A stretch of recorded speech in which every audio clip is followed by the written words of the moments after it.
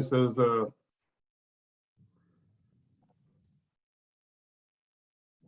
Okay, so Hoyam, you could hear. Okay, perfect. All right, guys. Well, I'm just going to get you kicked off here. We're happy to have Chief Langlois with us. I want to shout out to Lieutenant Wheeler. This was actually a recommendation he had when we were discussing a fire in Ankeny about 6 months ago now. And also to Lieutenant Hutchinson for getting the two of us into contact and actually getting to the point where we are today. I'm not going to take up too much time. I'll let the chief introduce himself because he's going to do a better job than I can. You're in for a good presentation. I think I had a page of notes yesterday. I'm planning on doing the same thing again today. So I will monitor the chat. I know Chief will tell you if you have a question, you're encouraged to unmute your mic, bring it up there. If you're having technology difficulties, bring it up in the chat. I'll interrupt. And this is a very two-way street type of presentation. So Chief, I'll turn it over to you. okay, thanks. Yeah, good evening, everybody. My name is Chris Langlois. Just tell you a little bit about me and kind of my background a little bit and how I got here. So I've been in the fire service. It'll be 35 years in October, this coming October. So it doesn't seem that long, but it does. It definitely goes very fast, just like everybody said.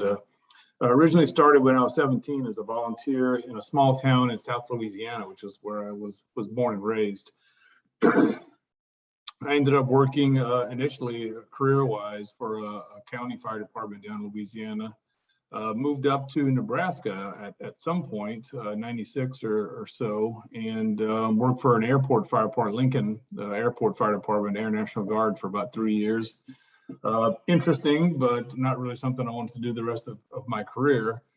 So I ended up getting on with the Omaha Fire Department in 2000, October of 2000. And that's where I spent the last 20 years or so with Omaha. So I worked my way up the ranks, firefighter, paramedic, captain, went out to the training division as a captain for about 5.5 years. Really enjoyed that. And that's where I did quite a bit of this research that we're going to look at tonight.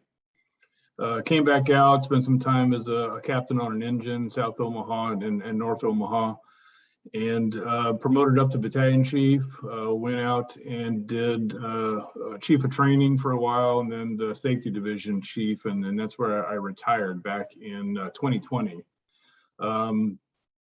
I loved the area there, and I enjoyed being there in Omaha, but I kind of, and you guys might be able to relate to this right now. I don't know how cold it is right now, but I got tired of the ice and the snow and the cold, and being as far away from the ocean as I could possibly get in the middle of the country. So position opened up in Leland, North Carolina for a fire chief, and I ended up here. So here I am. Leland is just across the Cape Fear River from the city of Wilmington.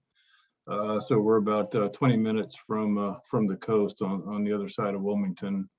It's a good place. We're pretty comparable with your department. We are just getting ready to open a third station, probably going to occupy that at the end of next month.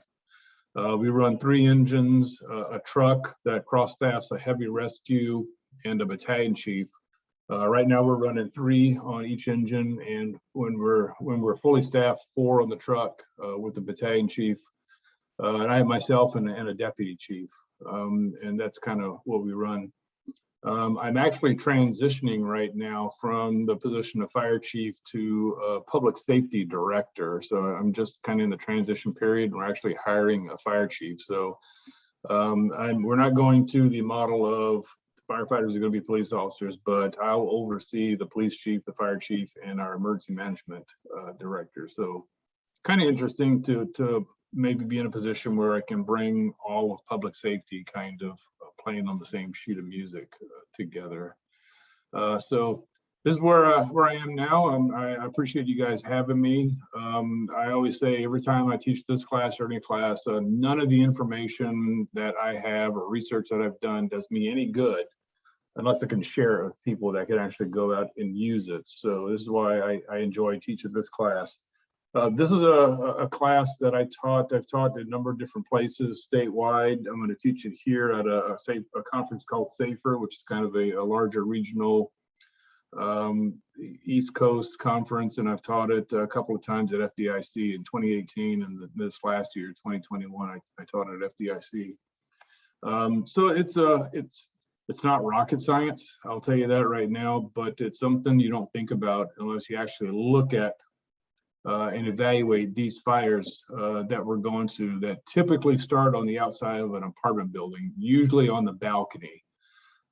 Every fire, if you got an apartment building that's more than one story, you got a chance of having these fires, and they happen all over the country, everywhere. So it's important we kind of look at them and figure out how we can approach these types of fires a little more efficiently and a little better.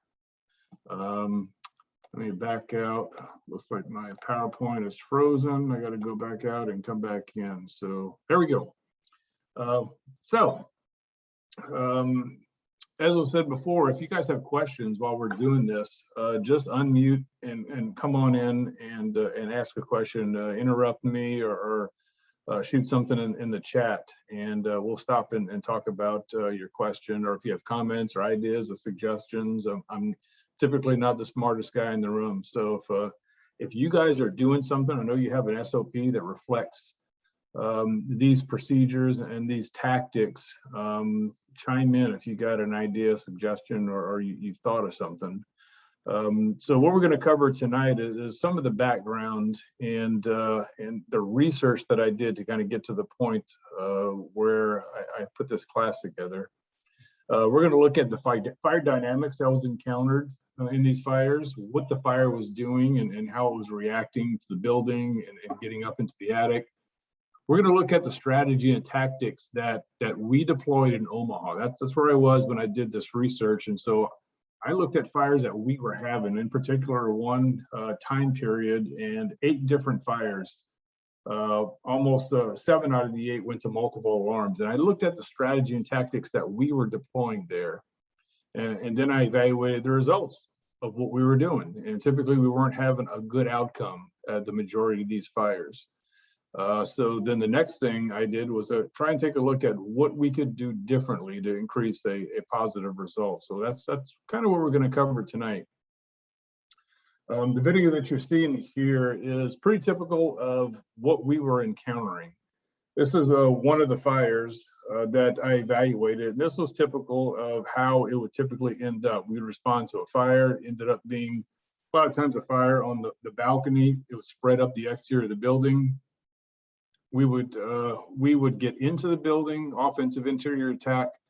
We were not able to stop the fire from extending into the attic. It would get into the attic and it would run the attic on us. We would put the sticks up, we would go defensive, and we'd end up burning the roof and the top floor off of the building with a lot of water damage throughout the rest. So not a great outcome. So, and this was again and again and again that we were having the same outcome. Here's another fire that we had. If you're familiar at all with Omaha, this was out in West Omaha at 144th and Maple at an apartment complex called Hillsborough. And I tell you that because I'm going to refer back to it a few times, because this Hillsborough apartment complex had 3 of these fires in about a year period.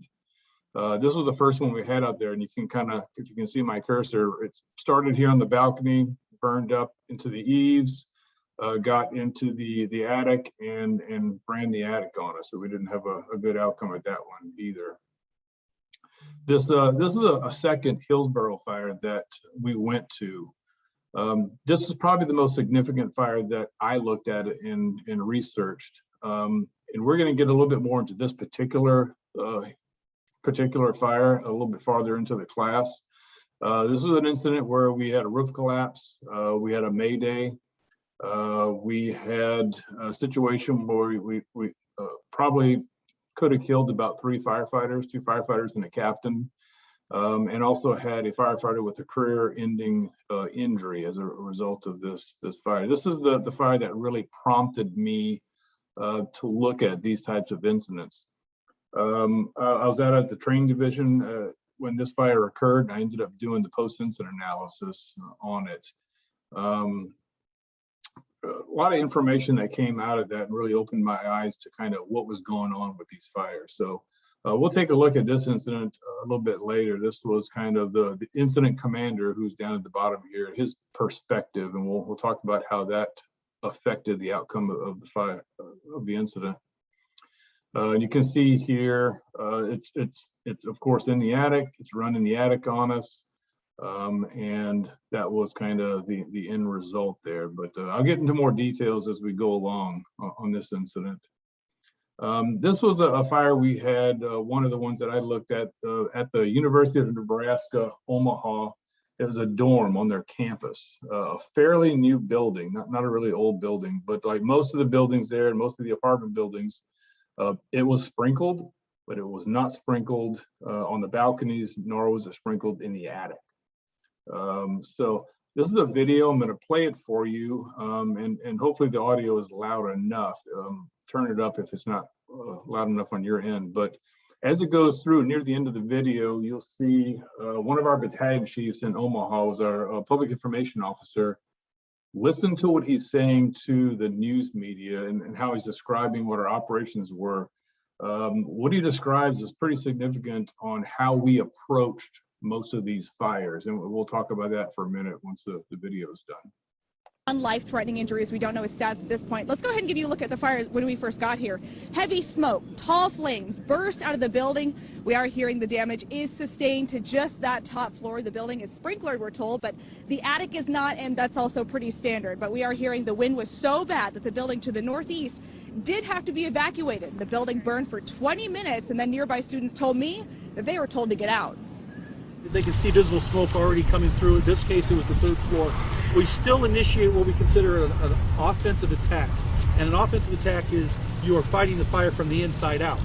Conversely, a defensive attack is where you are pulling everyone out and fighting from the outside. We have not done that. Even though we called a second alarm, we still are fighting the fire from the inside. Well, and that's when they discovered that the wind has really played a factor in this. So right there at the end, he was starting to talk about the wind being a factor, and it seemed like in most of these incidents, the wind was always a factor, and I think that had something to do with how these fires were getting ignited and spreading so quickly. But something else he talked about was our strategic mode. He described the fact that we had called a second alarm, but that we were still in the offensive mode, which he described as we were inside the building. And of course, as you all know, that's, being brought up in the fire service, that's how we defined what an offensive attack was. You're interior, you're going to get interior, and firefighters being aggressive. When we show up to an incident, if we can go offensive, we will. If we can get into the building, we will. And that's how we kind of define strategic mode. If you're inside, you're offensive. If you're outside, you're defensive. That mindset affected how we approached all of these fires. When we showed up, even though there was significant fire showing on the exterior of the building, we were in the mindset of we have to go offensive, which therefore translates into we have to go interior. So we were not addressing the exterior fire at all. And we'll look at some of the data on that. We were going interior initially and not addressing any of the exterior fire because of that mindset. So about the time I kind of started to transition out of Omaha a few years before that, we started trying to change how we thought about offensive and defensive and how we defined it, being not necessarily where your feet were or where you were, your location, but more along the lines of what your strategy was, what you're trying to do. Hey, Chief, did you have any apartments that did have sprinkler balconies that the fire was so intense that the sprinkler couldn't keep up? Yeah, that's a good question. That Hillsborough apartment complex, they had 3 fires there. After the second fire, which I don't know if I have a picture of it now, but they had 3 fires there. After that second really significant fire where we had the Mayday, they retrofitted all their balconies to put sprinklers on the balconies, sidewall sprinklers. The 3rd fire we had activated the sprinkler and burned right past it. Burned right past the sprinkler, still got into the attic and ran the attic on us. Was that vinyl siding or was that like a hardy plank siding? It was like a vinyl siding type thing, which didn't contribute to the fire, but it melted very quickly. Yep. And we'll talk about some of that, the fire dynamics here in a little bit, but that's a good point. Here in Leland, our code requires that all balconies have sprinklers on them. But I tell the guys here, just because you have a sprinkler on the balcony, don't become complacent, because we've had a fire where the fire burned right past the sprinkler. Why? Not exactly sure. I don't know if it was the placement of the retrofitted sidewall sprinkler where it was at, or what the deal was, but it certainly didn't stop the fire in that case. So it certainly helps, I'm sure. I'd rather be able to change my codes to get sprinklers there. Something that, as far as codes, and we'll talk about that later on in the class, ultimately, you want to get sprinklers in the attic. Whether it's a dry pipe because it gets cold there or whatever it is, that's going to be the defining moment where we can limit the amount of damage these types of fires are doing. So good question. We'll talk a little bit about that as we go along. How I got into this research, well, I was going to the National Fire Academy. I was in the Executive Fire Officer program, and it's changed since I took it. It used to be, it's now a 2-year program, but it was a 4-year program. You go there for every year, take a 2-week class, come back, and you had 6 months to do an applied research project. One of those, I had to find some project where I could look at an issue that we had with community risk and identify some ways that I could improve it. So I picked these apartment building fires and did research on that. And that's how I ended up kind of where I'm at now with this class. The research paper turned into a couple of articles in fire engineering, and it turned into this class, and it just kind of took off at that point.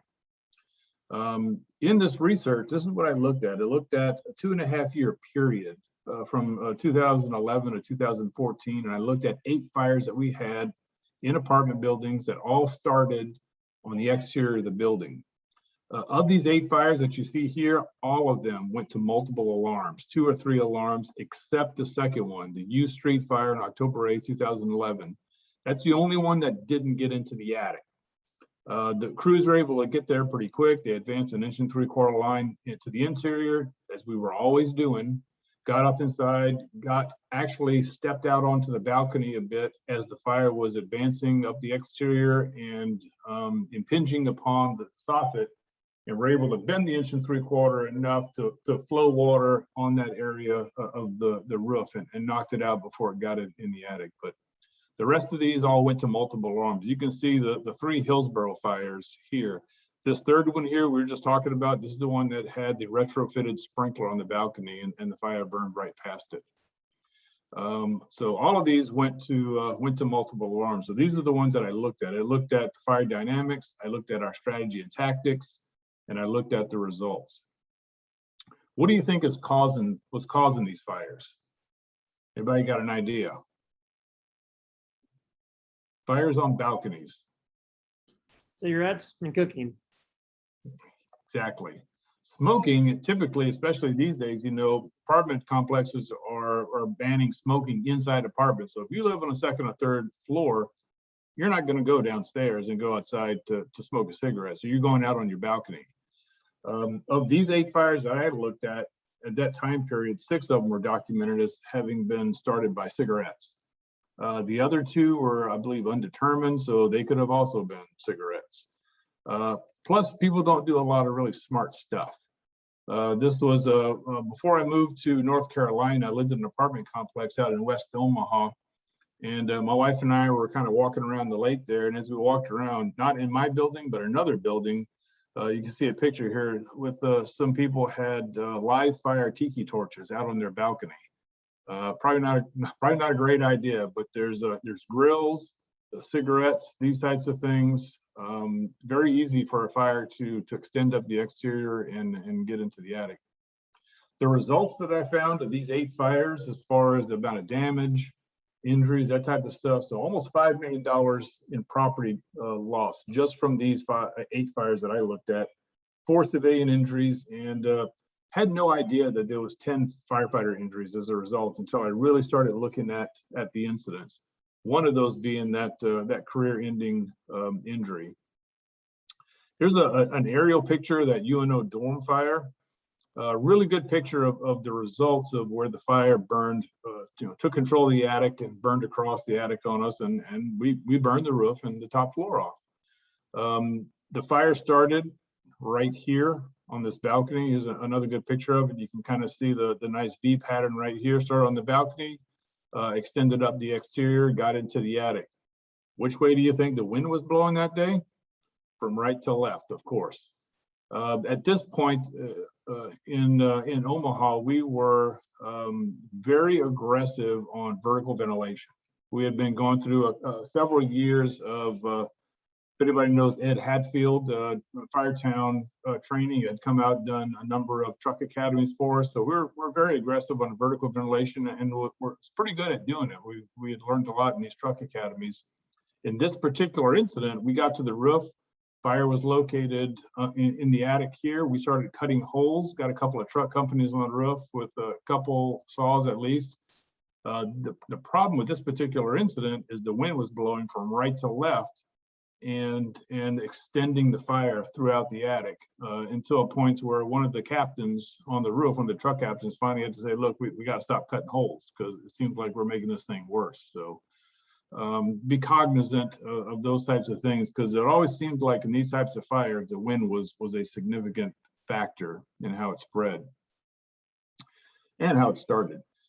Fire dynamics. Let's take a look a little bit at what the fire was doing. Fire is the enemy. We got to understand what the enemy's doing, and we got to understand how it's going to react to what we're doing, how it's going to react to the building. And in these particular cases, how it's going to flank us, because that's exactly what it was doing. We went interior, we tried to do a direct attack on it. It flanked us on the exterior, went up the exterior and got around us into the attic. Is exactly what it was doing. So one thing I did find in the research that I didn't know before until I really started looking into it is, as you know, everything's got an NFPA standard that it has to comply with. Well, interior wall combustible components, the insulation, everything that ends up inside the walls has to meet an NFPA standard, NFPA 285. So in these cases, when we have an exterior fire, the buildings that are covered with vinyl siding, the vinyl siding doesn't contribute to the fire, but it does melt very quickly, which therefore exposes all the wall combustible components to direct flame impingement. That's the stuff that's burning, and that's the stuff that was actually spreading the fire. So, however, because of that, the International Building Code, which is what we used in Omaha, said that the interior wall components had to meet certain fire spread requirements within NFPA 285, unless, and there's always a big but. And here's the big but with NFPA 285. It does not apply to wood frame buildings, and it does not apply if the building is 40 feet or less above grade. Guess what all these buildings were? They were wood frame, and they were just a hair less than 40 feet above grade. So they did not have to apply, they didn't have to meet those requirements. It just so happens that while I was doing this research, UL, Underwriters Laboratories, the Fire Research Institute, was doing some exterior fire spread experiments of their own. So here's what they did. They actually took 3 different mock-ups here of a wall with an attic space. Down here on each of these, you can see the interior of the attic. This one right here, you can see the smoke is already, as the fire is extending up, the middle one extending up the exterior, you're already getting heavy smoke in the attic. What they were testing was different types of interior wall components. You can see the middle one here, the fire is now transitioning and extending into the attic, and we're at 2 minutes. So the left one, the interior wall materials are 1/2-inch OSB. The one that just transitioned to an attic fire is 1-inch polystyrene. The one on the right is spray foam. So same building components except for the interior materials that are inside the wall. The center one that transitioned to an attic fire in about 2 minutes, that's going to be a loser. Nobody can get a 911 call made, get dispatched, get on location, and take action to stop this in 2 minutes. So you got to consider that even though we have these tactics, these procedures, we have an understanding of what the fire is going to do, Some of these incidents are just simply going to be losers. When you show up, the fire is going to be well in control of the attic, and it's going to be a defensive. So you're going to have to get in as quickly as you can, get people out, put the sticks up, and go defensive. These other two instances, depending on the wall components, you got a chance. The one on the right here, we're at about 10.5 minutes, and it's just now getting into the attic. So if you can get on location in 10 minutes, get water applied to this exterior fire and get interior as quickly as you can. This is the seat of the fire on the exterior. What's inside is extension. So get on location, get a massive amount of water as quickly as you can on this exterior fire, knock it down, get a line inside, get to the top floor, get as close to where the balcony is to the outside portion of it, and pull seal it as quickly as you can. And look for this fire in the attic. You can knock it out. If it's still in this stage, and we're still at just about 12 minutes, and it's just transitioning into the attic, and stop the extension into the attic, and you can stop this whole thing. So, but that depends on a lot of factors, like we're looking at here, what the interior wall components are. The one here on the left is really having a hard time extending up the exterior of the building. It will eventually, but it takes it a long time. Take a look at the one on the right there, and you can see the transition of the fire from the outside, starting to burn and spread over the roofing materials and the sheeting, and spread across the attic. Once it gets control of the attic, there's nothing up there but fuel and oxygen. And once it gets a good hold on the attic, there's not a lot you're going to do to really stop it. In several of these instances, fires that we had, we ended up bringing multiple 1 3/4 lines into the building, pulling lots of sealant, and had no effect on the fire at all, and finally had to withdraw. So they're still not calling this one yet quite an attic fire. It's still extending in there, but it will, I think, in about 15 minutes. So I'm going to advance this just a little bit. So that one transitioned. So they got into the attic at 10 minutes, and they called it at about 15, taking control of the attic. The one on the left here takes quite a while. So we're at 24.5, 25 minutes. It's now spreading into the attic here. So the one on the left and one on the right, you got a chance. But a lot of times you got one chance when you get there. So you got to hit it with everything you got on the outside. Not for a long time. Typically 2.5 or a deck gun blitz attack for about 10, 15, 20 seconds can take care of the exterior fire, and then you got to get inside pretty quickly. So the fire dynamics that occurred at the 8 Omaha apartment building fires. Here's what I found that was going on here based on the data and based on what people were inputting into our RMS system. The fire started on the outside of the building in every single case. In every case, there was fire and smoke showing on arrival from an exterior portion of the building. Here's interesting data. In 6 of the 8 fires, the reports from the interior crews was that it was either completely clear or just light to moderate smoke. Wasn't a whole lot. In fact, the second Hillsborough fire, the one where we had the Mayday, afterwards, talking to some of the crews, they were on the 3rd floor with heavy fire above their head, and they were literally saying, getting ready to pop their regulators off their Scott air packs. They were like, it's perfectly clear in here. You could not tell there was a fire inside the building. But that's because the fire is exterior. The fire is extending up the exterior and getting into the attic. So there was that dichotomy between what people are seeing on the outside, like the incident commander maybe looking at it going, wow, they got some heavy fire going on. The interior crew's going, where? We don't see it. We got pretty clear conditions. Every fire spread vertically up the exterior and pinned upon the roof in the attic area, and 7 of the 8, all of them except that U Street fire, transitioned into an attic fire. What about, we were talking earlier, what about the exterior layer? What about some of these brick veneer apartment buildings? Don't get complacent of these. This one has a brick veneer in the exterior, but what are the balconies made of? It doesn't take a lot of fire. It just takes a little bit of impingement upon the attic. There's not a whole lot between the outside and the attic space, but probably usually some vinyl. So once that melts and the fire gets in the attic, it'll run the attic on you. So don't get complacent just because an apartment building has a brick veneer exterior. Look at where the avenues are for the fire to spread. The balconies may be wood. There may be something where it's going to spread up the exterior. Here's a good example of that. This was a picture of an apartment building across an alleyway from one where we had a fire at. So if you look here, if the fire is on this balcony, what's between the exterior and the interior is really not much more than just this vinyl here. And then if you look closer, there's actually vents, attic vents, that help get the fire into the attic. So there's not really a whole lot between the exterior and the interior. So it doesn't take long once you start getting that fire impingement on the soffits and the roof line to get inside. So what do we do? When we approach these fires, I looked at all the reports, looked at all the RMS narratives, I looked what all the engines did, what all the trucks did, as it spelled out, and kind of compiled some data on what everybody was doing. Our initial actions.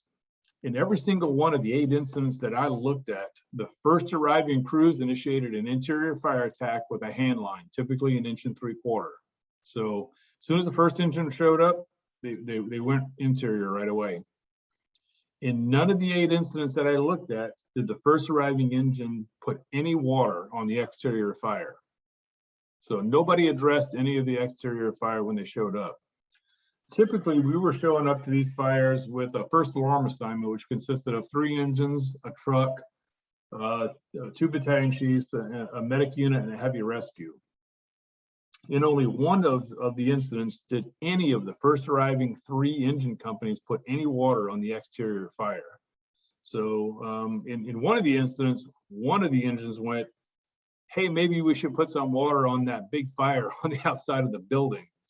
So that was kind of our mindset, going back to that strategic mode, offensive, defensive. We were very much about, if you're flowing water from the outside, you're defensive, and you don't go defensive when there's people in the building. So that kind of affected our mindset and how we approach these fires. In every incident, one or more of the first arrived 3 arriving companies, which in our case was typically 2 engines and a truck getting there first, as far as the first 3. One or more of those crews started performing search operations and evacuating occupants.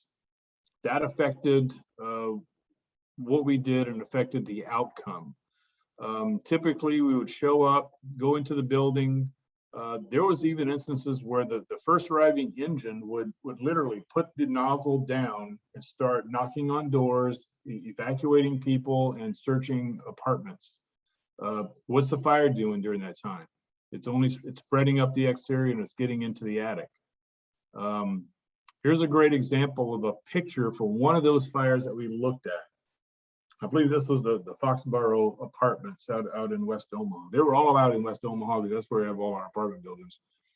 Here's a picture of a typical strategy and tactics that we deployed. Fires on the balcony. This is a picture of a picture, so it's not great. Fires on the balcony, extended up into the attic. Engine company takes an 1 3/4 line to the interior. They go upstairs. They're trying to address the balcony fire from inside the apartment. They can't step out here because the balcony's burned away. The alpha side, the A side, the front of the building is on the other side of the apartment building. That's where incident command is. This fella down here was an acting captain, and he was doing a 360. So as he's walking around the building, he looks at what's going on here. He sees heavy fire above this engine company's head, reports that back to command, and command radios this engine company and says, you got heavy fire above your head. I want you to withdraw, start backing out of the apartment. What did these guys say? We got this. We got it. Fire's almost out. Just let us stay here for a few more minutes. They could not see the fire above their head. So there was that dichotomy between what we're seeing outside and what the crews in the interior can possibly see. They just couldn't see it. So this is just one picture of a great example of how we were approaching these fires and how we were fighting them. So here's kind of a summary of what we were doing.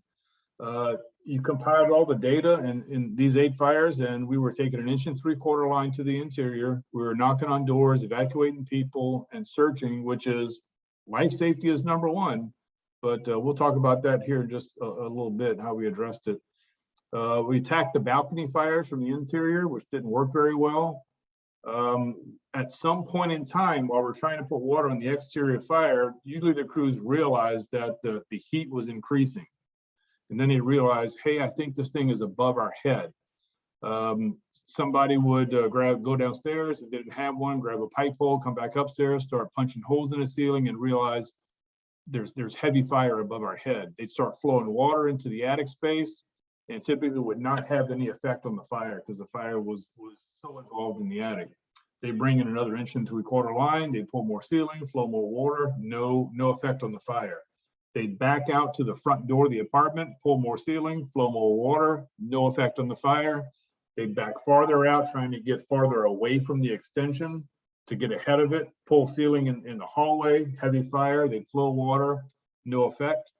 And they'd end up withdrawing everybody, and we go defensive. And that's typically what happened most of the time. So in 7 out of the 8 incidents, the fire did transition into an attic fire. And in that only one instance, that U Street fire, were they able to stop it from getting into the attic. When it did get into the attic, 6 out of the 8 times, the interior crews undertook another task. They worked on, of course, you know, you're thinking, hey, this is apartment buildings. There's a lot of people in here. We got to get people out. That's always our first priority. So they would be in that mindset of not worrying about the fire too much. Let's worry about knocking on doors. Let's worry about evacuating people. Let's worry about searching apartments. That's important, but while you're doing that, if nobody is addressing the fire is only getting worse. So 6 out of the 8 times they undertook some other task other than putting water on the fire in the attic. In all of the incidents, once they discovered the fire in the attic, just as we were describing here, they were unable to confine it or extinguish it. In all incidents, the firefighters were withdrawn, and in every case, we went to defensive and ended up losing the roof and the top floor at least. So here's going back. Anybody have any questions before we move on?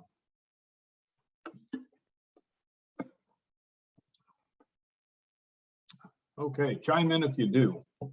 I'm not bashful, so chime in, interrupt me if you need to.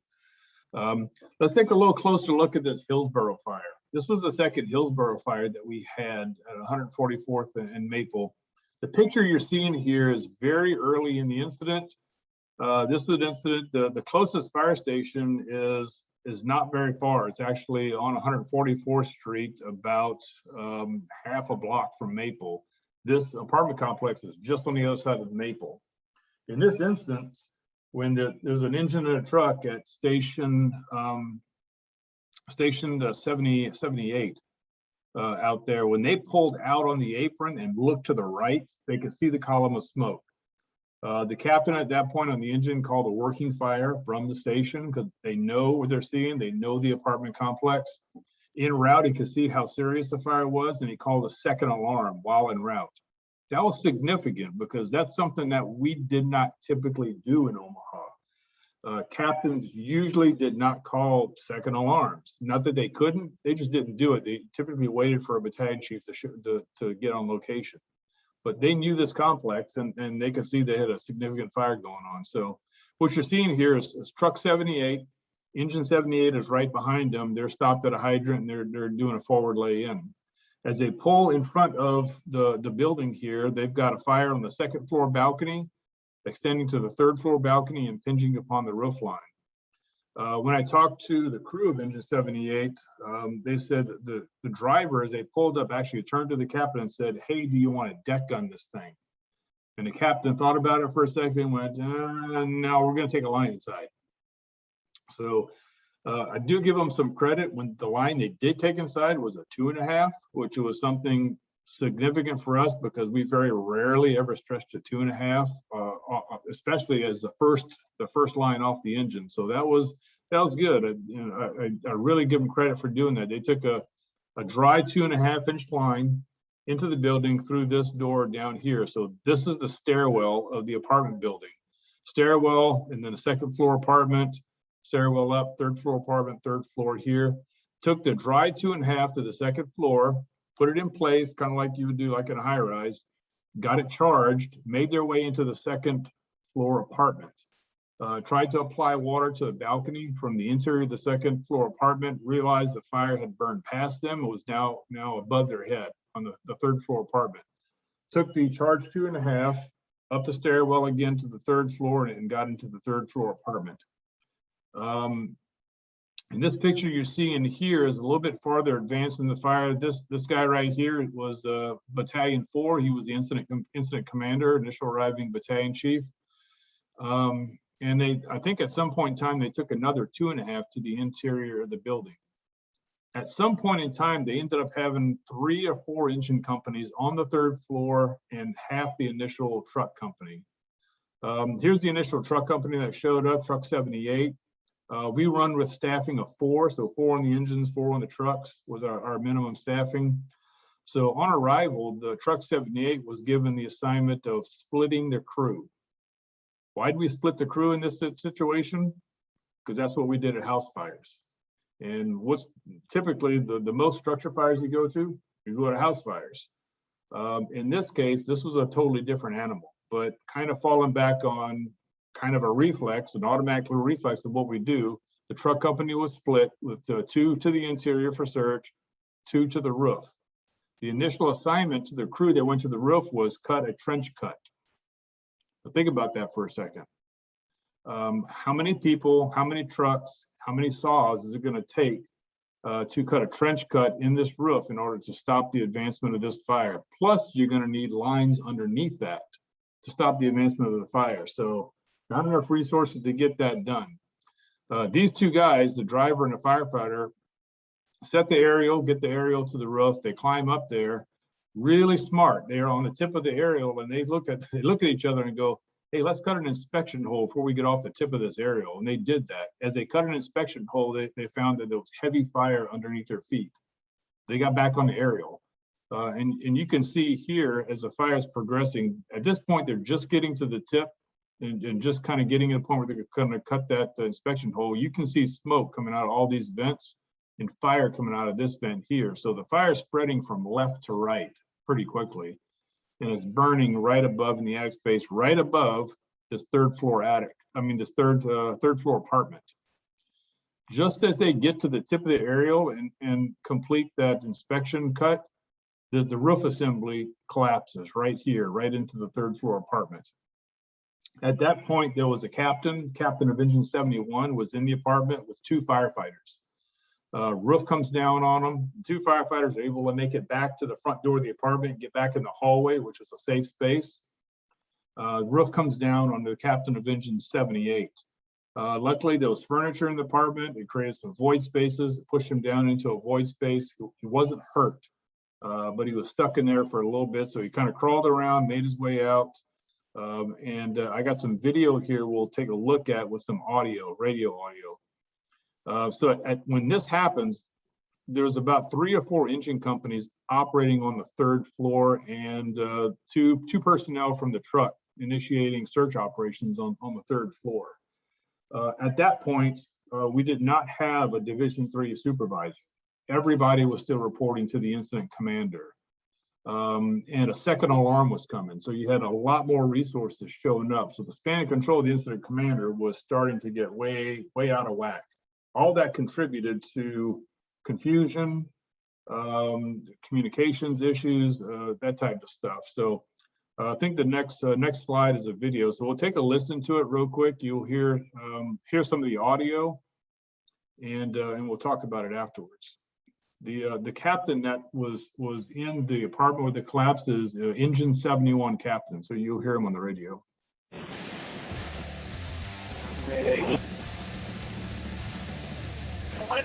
Fire dispatch to command. We did clearly hear a mayday in our engine 41 cap. Engine mayday. Engine 41, Captain. 42. We got a mayday. See the collapse. We're trying to locate all the firefighters. This is Engine 31, Captain.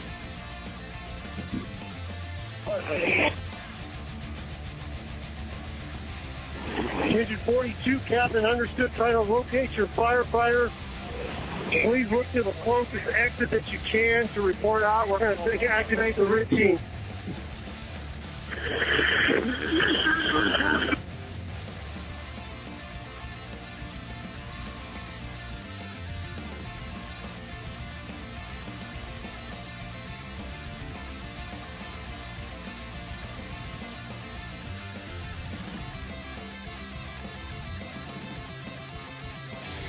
Engine 71, Captain, to command.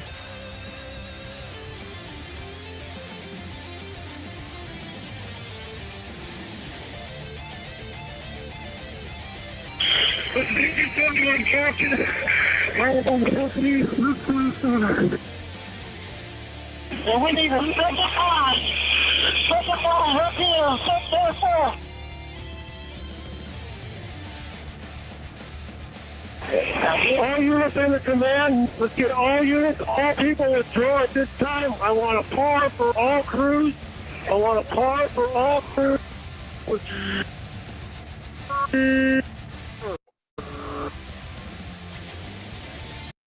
So, listen to some of the audio here. Some of the significant things that's kind of going on here. This figure right here, that's the captain of Engine 71 trying to make it out towards the balcony. They ended up throwing some ground ladders. He was able to kind of make his way out there to the ground ladders, and they got him down. When the Mayday was declared, they knew it was a collapse. One of the captains, captain of Engine 42, I believe it was, up on the 3rd floor, kind of took charge. We didn't have a Division 3 supervisor, so he kind of went, I got to do something to kind of organize some stuff up here. He declared the Mayday, called it out. Nobody really heard it. So you always hear about it, you read about articles about Mayday situations where somebody calls a Mayday and nobody hears it. That was here. And you heard on the audio, dispatch came back and said, yes, we did clearly hear a Mayday on our end.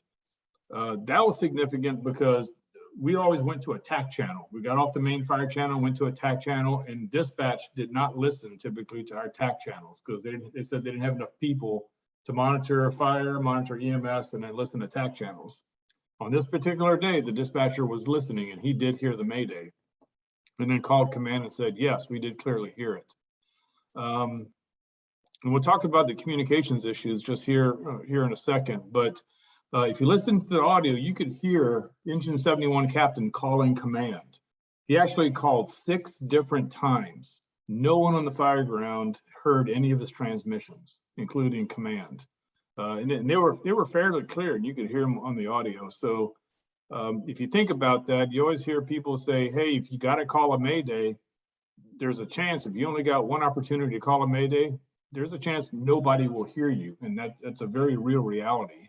So the captain made 6 transmissions to try and say, hey, I'm up here, there's been a collapse, I'm okay, but you got to come and get me. And nobody heard any of those transmissions. You can see the inspection hole that the truck, half the truck crew cut. You can see as the fire is advancing very quickly towards the right side of the screen with these, you can see the vents here. So they ended up deploying a RIC team. They went upstairs. They tried getting into the collapsed materials to try to find whoever it was. They didn't know really at the time who was underneath the collapsed materials. It was actually one of the firefighters on the RIT team was making his way up the stairwell. There was kind of a secondary collapse and other materials in the stairwell. He ended up falling back down the stairs, helmet came off, hit his head, and he ended up going off the job because it caused him to start having seizures. So that was the career-ending injury that we had on this fire. So take a look at, so we were talking about some of the communication. I know we're kind of getting off the subject a little bit, but it's pretty significant stuff. This is where the incident commander was during this fire. Really close up to the building. And that's typically how a lot of the battalion chiefs would operate. Get out of their vehicle. They'd get up into the front yard of the house or the building, and they'd operate right near the front door. In this particular case, when the Mayday was called, nobody heard it. When I talked to the battalion chief, who was the incident commander here, he said, "Hey, I got 2 portable radios. I'm in the front yard. I'm trying to listen to fire dispatch on one, and I'm trying to listen to TAC channel on the second one. People are walking up to me. They're grabbing my code. Hey, chief, what do you want? Hey, we're here. What do you need us to do?" Right here to his left, you can see the first arriving engine, engine 78, and the pump was roaring. And he was like, "I was standing in front of this engine and the pump was roaring, and I just couldn't hear anything." After this fire and after we started kind of looking at more incident command stuff, a lot of the BCs now have kind of transitioned, not all the time, but have transitioned to operating within or in the back of their vehicle for these reasons that, out here, yes, you're in front of the building, but it impedes communications. Everybody's trying to distract you, and then that contributed to not hearing those radio transmissions here. In fact, you take a look at this picture here, there's the incident commander, and his position and his situational awareness affected the outcome of this incident, because he's talking to me afterwards as I'm gathering information for the post-incident analysis, and he's going, "You look at this picture," he said, "all I could see was that. I could only see the balcony. I couldn't see, going back, I couldn't see that above their head from his position." And that affected some of the decisions he was making, whether or not he knew that it was time to withdraw people or do something different. So he was just too close to the incident to really get a good picture of what was going on. And that affected the outcome of the incident. Any questions so far? All right. So looked at these 8 incidents, and we tried to figure out, what could we do differently? This is what we were doing. This is the outcomes that we were getting. What could we do differently? And that's where this kind of came from, with the idea of the power of one, because in every incident you go to, one unit is going to show up first. And typically, unless it's an unusual incident, it's going to be an engine that shows up first.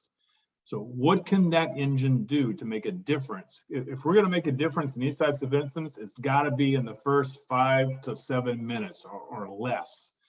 So this is the idea of the power of one and overwhelming the enemy with disproportionate force, which actually is a quote from Assistant Chief Dave McGrail from Denver, talking about high-rise incidents. It applies here as well. We need to overwhelm the enemy with disproportionate force. So I'm sure a lot of people know a guy by the name of Brian Brush. He's a training chief down in Oklahoma. And he kind of introduced several years ago the fire service to the idea of relative superiority in some articles that he wrote. So he got that information from a book that was written by Admiral William McRaven, who was a Navy SEAL. He was an admiral in the Navy and was commander of special operations in the military. So this book that Admiral McRaven wrote, he talked about this concept of relative superiority and said it's the foundation of special operations. And it's a condition that exists when smaller attacking forces, like a small Navy SEAL team, is attacking a much larger entrenched force that has the decisive advantage and control in a defending position, a defending entrenched position. So how does a small team, like a small Navy SEAL team, defeat a much larger entrenched enemy? And he talked about the idea that, and this is very familiar to us if you think about it, the longer the engagement continues, the more likely we're going to become reliant on increasing our numbers, as the outcome is going to be affected by the will of the enemy. And for us, the longer the fire burns, the more resources we're going to be calling. We're going to call a second alarm. We're going to call a third alarm. And we're going to be acting very reactively based on the will of the enemy, the fire. So it's very relative to kind of what we do. So that smaller attacking force that we're talking about in our case is that first arriving engine and its crew. and showing up very early in the incident to battle a much larger, much more well-entrenched opponent. So Admiral McRaven said that to gain relative superiority, it has to be done through the use of a simple plan. We're firefighters, we ought to have something simple, because if it's too complicated, we're not going to be able to do it in an emergency incident. And it's got to be repeatedly and realistically rehearsed, which means we got to train on it and we got to drill on it and we got to be ready. And it's got to be executed with speed and purpose. You got to move, you got to get water on the fire.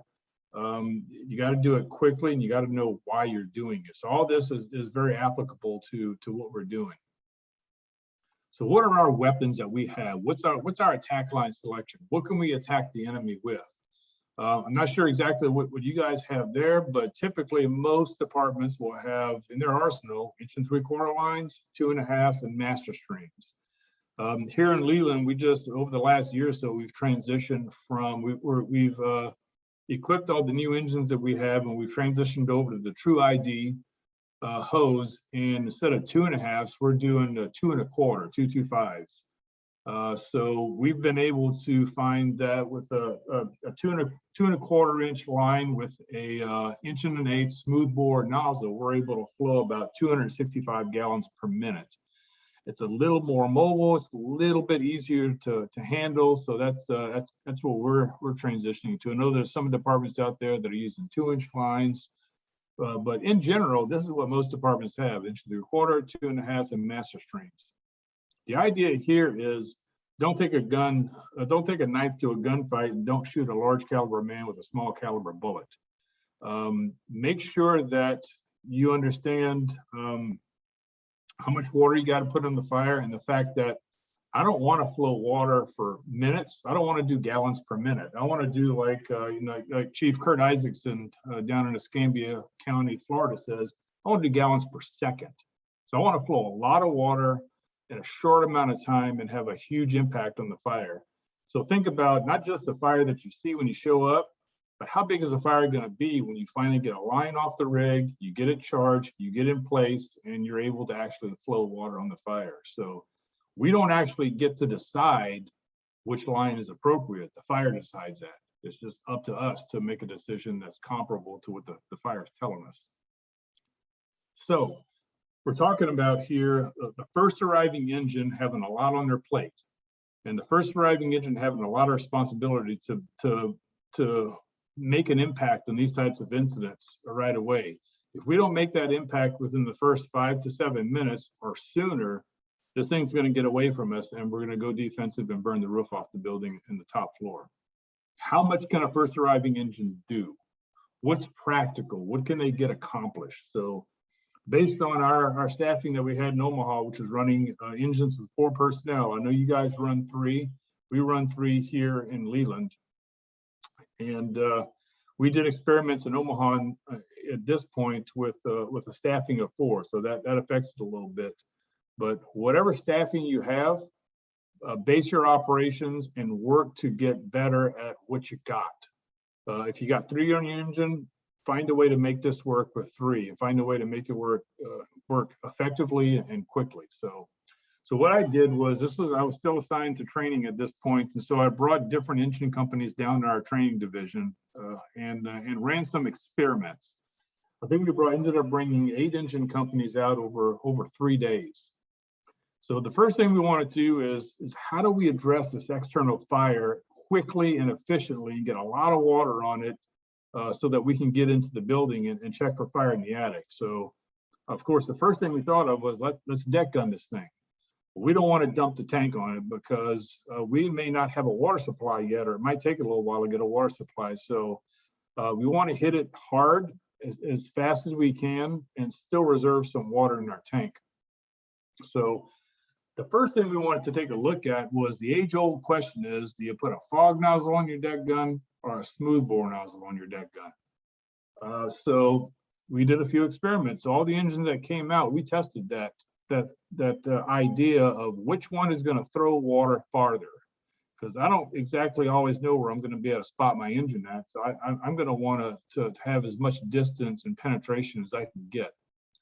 So here's what we ended up, the data that we ended up with. Smoothbore nozzle at a pump discharge pressure of 105 PSI gave us nozzle pressure, of course, it's a smoothbore with 80 PSI. That gave us a breakover point of 75 feet away, which is, of course, where the fire stream starts to break up. The average total distance of that we were able to throw any amount of water was 113 feet. The fog nozzle on a tight straight stream was 125 PSI pump discharge pressure, which gave us, of course, a 100 PSI nozzle pressure on a fog. Got us 51 feet before we got to the breakover point, and we're able to throw water 102 feet. So smoothbore got us a little bit more distance. It's preference. I mean, will a fog nozzle on a straight stream work? Yeah, it will. But like I said, I'm not exactly sure where I'm going to be able to spot my engine. So I want to have as much distance as I can get. And if I can get some penetration into the attic with my stream, where the fire has burned through that vinyl in the roof line, I want to get some penetration and maybe get some water thrown into the attic and maybe slow some of the fire down in the attic if I can. Here's another great example. Here's that UNO dorm fire. Again, it was a windy day that contributed to fire conditions, but here's a video. It's engine 34, and now this is near the end of the fire. They're doing some hydraulic overhaul, I guess you could call it, but they don't have their deck gun at a very tight straight stream. But look at where the water's going with the wind. If they needed to get some distance and they need to get some water in the attic, it's going to be very difficult under these conditions. So I lean more towards having a smoothbore nozzle on my decking because I want the distance and I want the penetration from the exterior. Hey, Chief, do you remember what tip you tested those at? What tip size? Let's see, we talked about, we'll get to tip size in a second. It was, I can't remember exactly which of the two tips it was, but you won't flow any more than about 500 or 600 gallons per minute off your tank water. So we'll talk about that here in just a second. We didn't have it, it wasn't a 2-inch, but it was one of the smaller tips. And I got a slide here where I show it. But we'll get to that here in just a second.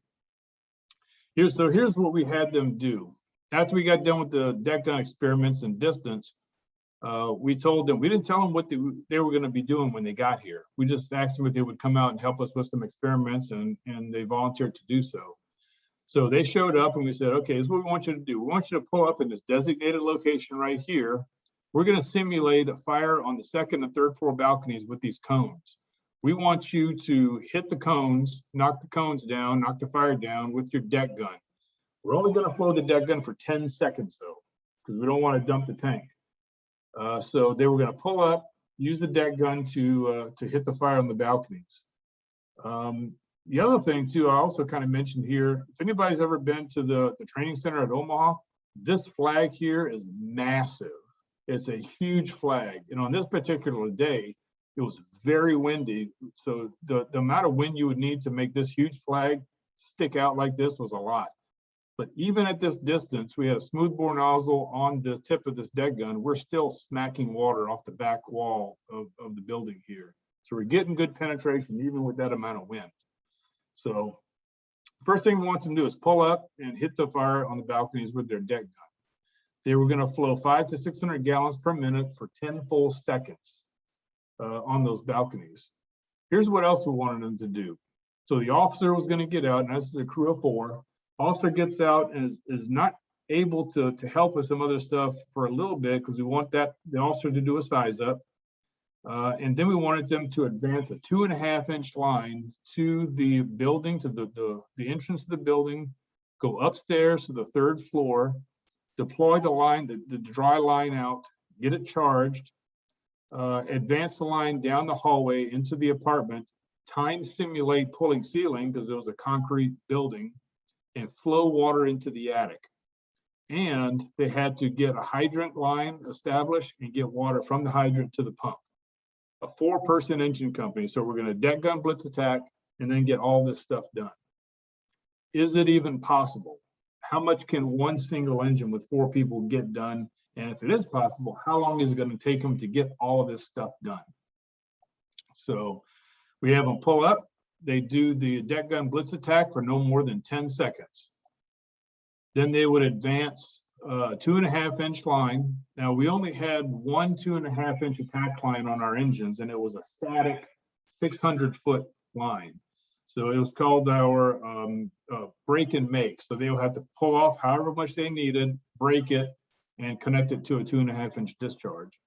So they advanced a 2.5-inch line from the rear static bed to the door, go upstairs to the 3rd floor, bring a pike pole with them because they're gonna have to pull ceiling, charge the line, go down the hallway, time simulate pulling ceiling, and flow water into the attic. And if they had the hydrant line established and water to the pump, once they got water to the attic, time would stop. So we did this 2 different ways, just changing what we did on the deck gun. The first way we had them run it was how we would typically always operate the deck gun. You have a pump operator operating the pump, and we throw a firefighter up on top to direct the deck gun. We also did it with a gate valve on the deck gun. So that's just a simple 2.5-inch hydrant gate valve we'd put in the nozzle. So that gave us an advantage of allowing the engineer to operate the pump and the deck gun by themselves. So the engineer would put the pump in gear, charge the deck gun. So get out, put the pump in gear, tank the pump, pull the deck gun valve, not flowing any water because you got a gate valve shut off up there. Throttle the pump up, and we found that if you do a static pressure of about 130 psi static pressure, building pressure on the deck gun, that we got up there and opened the gate valve and started flowing water, that'd give you about 80 psi flow pressure at the nozzle. So that allowed the engineer to do all that by themselves. So they get up, position the deck gun where they needed it at, point it where they wanted it, open the gate valve, flow water for 10 seconds, knock the fire down, shut the gate valve down, and stop flowing water. So that gave us the advantage of freeing the firefighter we would normally put up on top of the rig, giving us an extra pair of hands to get all that other stuff done. Advance to 2.5, get the hydrant established, and all that kind of stuff. So in the deck gun on a monitor or a valve on a gate valve on a deck gun or a monitor is not really a new idea, apparently, from this picture. So here's how it shook out. Here's a compilation of all the data with the times for how long it took us to get things done with no gate valve on the engine, which means we had to put a firefighter up on top to operate the deck gun, and times with the gate valve. So water getting applied to the external fire with the deck gun took 24 seconds with no gate valve, 66 with the gate valve. That's because it was faster, because drivers just getting out, pumping gear, throw a guy up there, start flowing water. Took a little bit longer because with the gate valve, because the engineer was doing all of that alone. However, as we moved on, we started picking up some time. The time it took us to get the 2.5 to the front door was 89 seconds with no gate valve, 76 with the gate valve. Oop.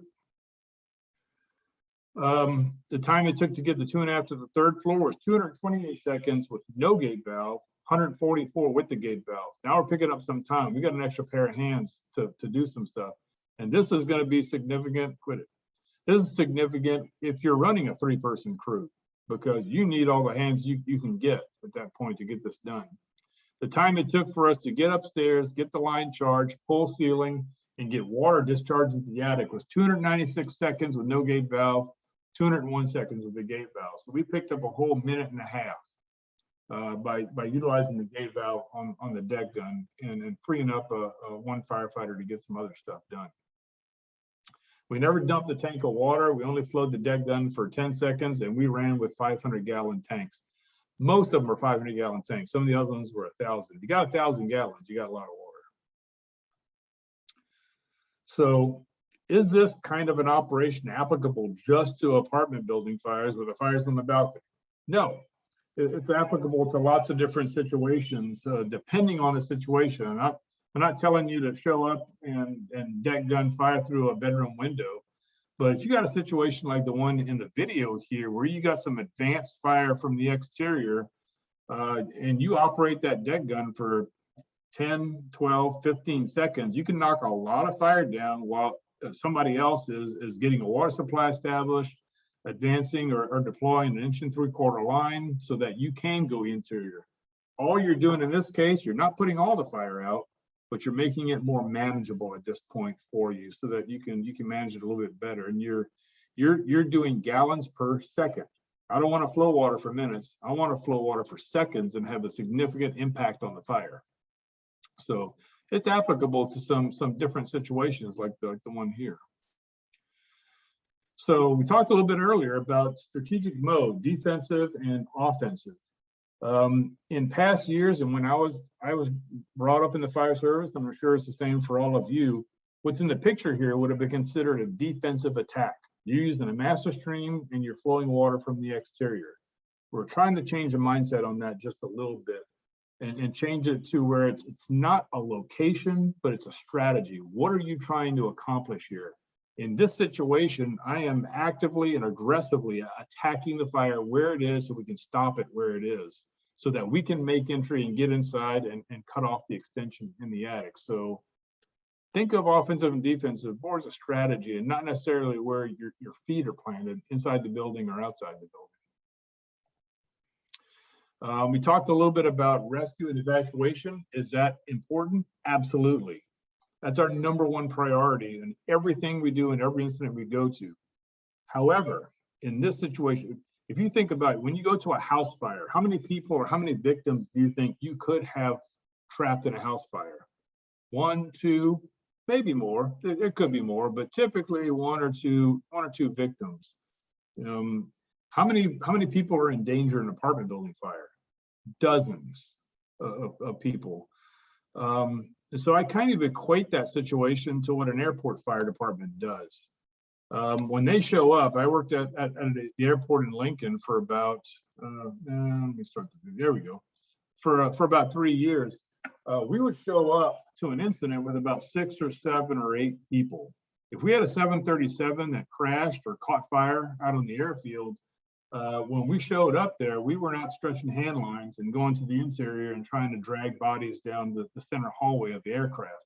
We were showing up and applying massive amounts of extinguishing agent so that the crew of the aircraft could do what is happening here, get people off the aircraft.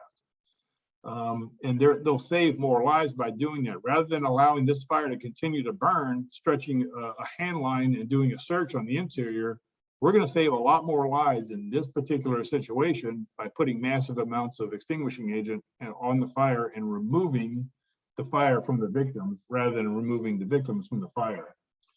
I was actually teaching this class somewhere, and there was somebody in the class that worked at an airport or worked in an airport previously, and they said, that makes sense because when they would teach them at the airport about fighting an aircraft fire, they said, think about the aircraft like it was an apartment building.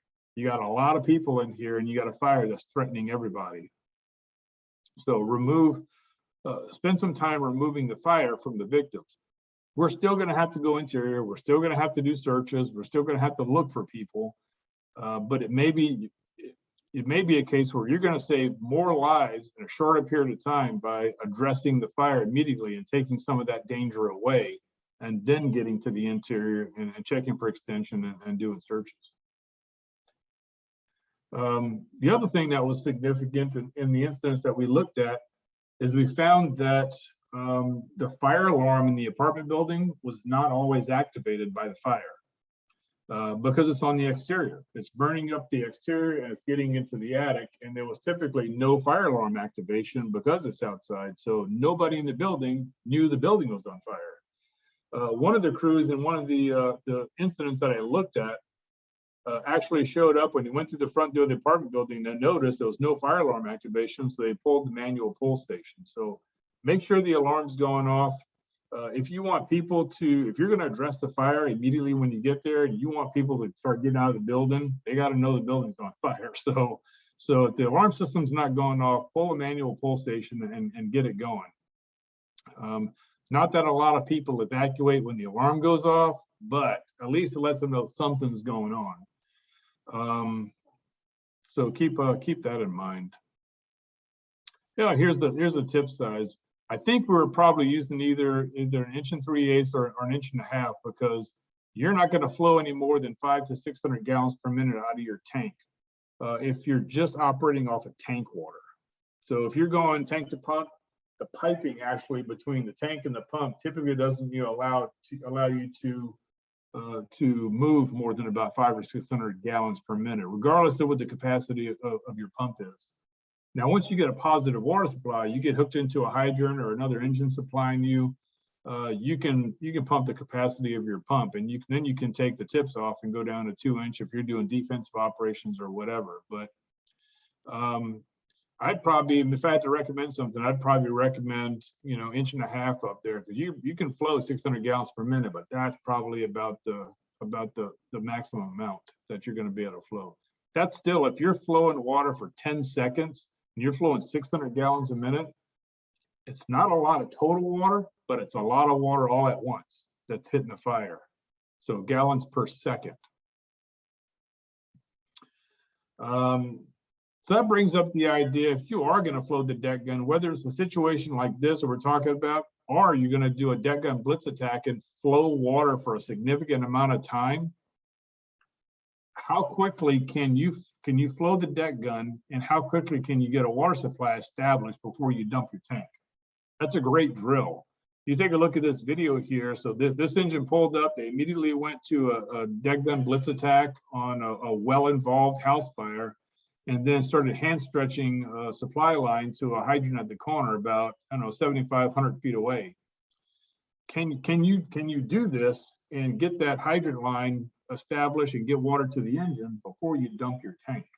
That's a great drill. If you want to do a company level drill, you're practicing hydrant operations, pump operations, master stream operations, and finding a way to do this more effectively and more efficiently. So down in South Omaha, I was a captain at Engine 31 down in South Omaha. We have a parking lot right next to the station, so we would run that drill. We'd pull in here, throw somebody immediately up on the deck gun, start flowing water, and then hand stretch this supply line 100 feet back to this hydrant back here. And the idea was to see if we can get water from the hydrant to the engine before we dumped our 500 gallon tank. The first time we did it, we're out of water for about 1.5 minutes. The second time we did it, we went over everything we were doing and went, okay, if I did this a little differently, I could pick up a few seconds. If I did that a little bit differently, I could pick up a few seconds. The second time we did it, we were out of water for 16 seconds. And the third time, we actually got it done before we dumped our tank. So just take some practice. The other thing I want to emphasize here is if you're going to do master stream deck gun operations, typically when a fire department does, master stream monitor deck gun practice, they go somewhere and they flow water out into a field. That's great. But if you're going to do a deck gun blitz attack and you're going to flow water for 10 or 15 seconds, you got to get the water directly on the fire if you can, if the fire is accessible. So give the deck gun operator a target. Do target practice with your deck gun. In this instance, we wouldn't just have a guy up there flowing water, but if he was going to hit fire on the front of a house, a second floor balcony, a third floor balcony, that was almost parallel with the ground, from the top of the engine. So we would take cones, put them on sawhorses, and make him knock the cones down. So give him a target. Doing the same thing here at our training center, where he's trying to get water into a window. And it's more difficult than you think to be that guy on the deck gun trying to get a good view and get water right where you want it at. If you can't get the water directly on the fire in these instances, it's not going to work, and you're going to end up dumping your tank. We had instances where, an engine would pull up, the front of a house was well involved, and they said, hey, we're going to deck gun this thing. Threw a guy up on the deck gun and ended up flowing water over the roof into the backyard until they dumped the tank. And then, of course, the crew afterwards says, that didn't work. We're never doing that again. It's a matter of getting the water on the fire. So practice target practice with the deck gun. This was some drills that I ran. I did this class over 3 days, 3 days of classroom and 3 days of hands-on in Council Bluffs. And one of the drills we did was target practice at different levels. not just all at the same level. So we put cones at different levels, and they'd have to pull up and deck gun it and get a water supply established to the engine before they ran out of water. Another great drill. The experiments that we did, out of the 8 engines that we brought out there, you can see here, there's the second floor and third floor balconies. This right here, you got to get the nozzle of the deck gun down pretty low to hit the second floor balcony. 7 out of the 8 times, the crew could only hit the fire on the third floor balcony. And once the 10 seconds was up, we made them shut it down, and they would never get any water on the second floor balcony. What keeps you from lowering that nozzle on the deck gun low enough to hit that second floor balcony?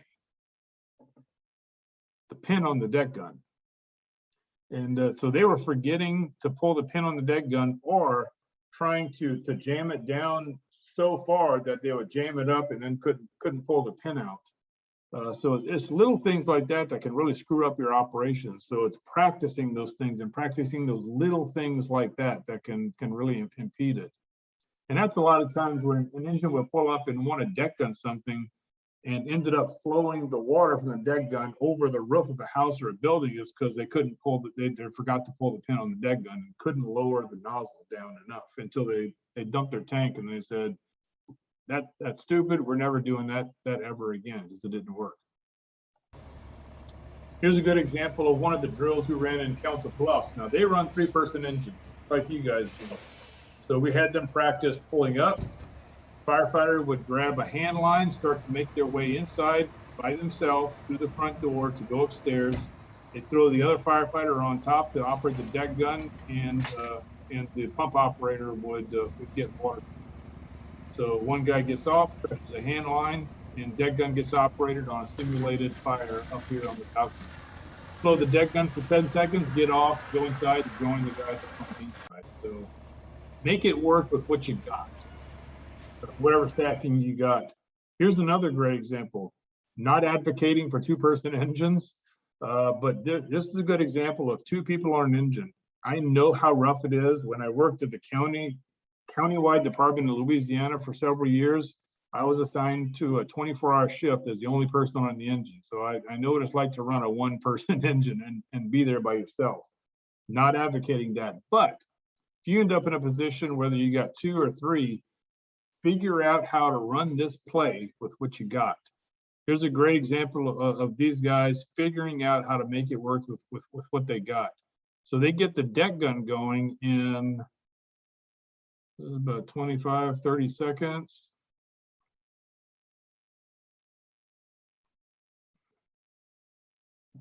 Get the deck gun going in 33 seconds. Once they get the deck gun going, the other firefighter starts making the hydrant, hand stretching back to the hydrant.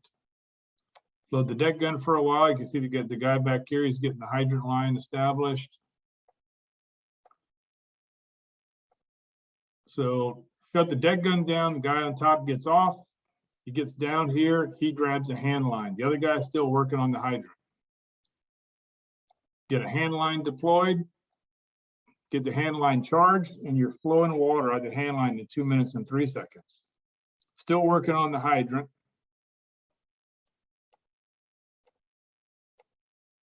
Get the hydrant line established, get the hydrant line charged, and get water to the engine in 2 minutes and 45 seconds with 2 people. Not saying you should run 2-person engine companies, but figure out how to make it work with what you got. Whatever drill it is, whatever you're trying to do, there's a way to make it happen. So, any questions so far?